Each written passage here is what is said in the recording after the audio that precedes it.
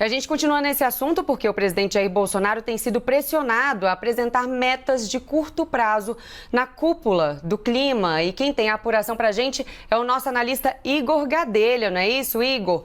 Conta mais. É isso, viu, Tainá? Diante dessa pressão que vem principalmente dos Estados Unidos sobre o Brasil na área ambiental, o presidente Jair Bolsonaro foi aconselhado ali pelos seus ministros que cuidam dessa área ambiental e também do agronegócio a apresentar metas mais claras para a redução do desmatamento no Brasil até 2022, que é o próximo ano, quando acaba o primeiro mandato do presidente Jair Bolsonaro.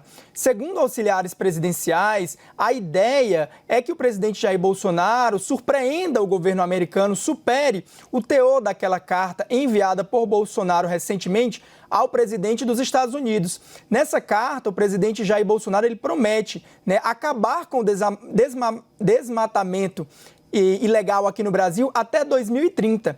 A avaliação do governo, porém, foi de que depois que essa carta foi enviada, as reações do governo americano e de entidades da sociedade civil americanas foram de que o Brasil precisa mostrar algo concreto, precisa avançar em relação a essa carta e já apresentar as metas no curto prazo para este ano e para 2022. O presidente Jair Bolsonaro também deve aí apresentar durante a cúpula do clima, que ele vai discursar na quinta-feira, durante 3 minutos, ele também deve apresentar nesse discurso aí reforço no orçamento de alguns órgãos de fiscalização do desmatamento aqui no Brasil, como o IBAMA, o ICMBio e o INPE. O presidente Jair Bolsonaro ontem reuniu ali alguns ministros para discutir o teor desse discurso, mas não houve ali martelo batido. Os ministros devem voltar a se reunir com o presidente Jair Bolsonaro para fechar o teor desse texto. O discurso do presidente vai ocorrer, como eu disse, na próxima quinta-feira. Essa cúpula foi convocada pelo presidente dos Estados Unidos,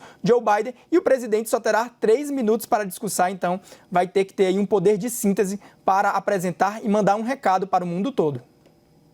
Pois é, Igor, e a gente já tem outros sinais também de trégua em relação a esse assunto, ao meio ambiente. Não é novidade que tem diversas tensões entre Estados Unidos e China, mas os dois países se declararam comprometidos a colaborar nessa luta contra o aquecimento global. Os dois países que não é novidade que os dois são os maiores emissores de gases de efeito estufa no mundo. Agora vamos falar, a gente já está com todo o nosso time de analistas aí, Yuri Pita, Thaís Herédia, Igor Gadelha.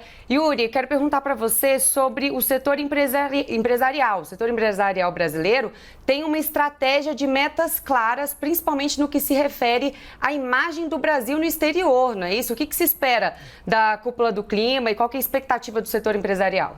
O que acontece, Tainá, que não é de hoje, já de alguns anos, e isso ganhou mais força, principalmente a partir do ano passado, as ações que o setor empresarial tem feito justamente para demonstrar que o setor privado brasileiro está, sim, comprometido com metas como redução de emissões de gases de efeito estufa que você mencionou. O CEBEDS, por exemplo, que é o Conselho Empresarial Brasileiro para o Desenvolvimento Sustentável, chega a defender que o Brasil poderia adotar metas de redução de emissões ainda mais ousadas do que aquelas que o governo está defendendo. Apresentou em dezembro uma atualização nas quais manteve ali a ideia de se reduzir em 37% as emissões até 2025, 43% até 2030, mas o que aconteceu? Esses percentuais têm como referência, como ano base, 2005. Só que o governo refez o cálculo do que foi emitido de gases de efeito estufa no Brasil em 2005 e isso acabou jogando esse patamar, ainda que o percentual seja o mesmo, jogou para um patamar maior. E aí qual é o ponto? Por que os empresários defendem uma meta mais ousada e por que alguns pesquisadores também?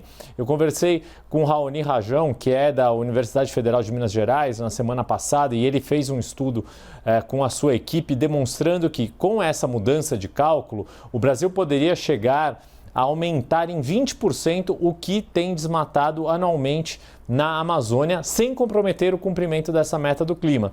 Ou seja, como a gente tem uma tendência de que o setor energético vai reduzir as suas emissões, principalmente, por exemplo, por eletrificação dos carros ou adoção de modelos que poluem menos, o setor do agropecuário tem feito uma série de esforços na produção agropecuária para, no mínimo, manter, mas também para reduzir as suas emissões, porque isso afeta o seu acesso a mercados internacionais.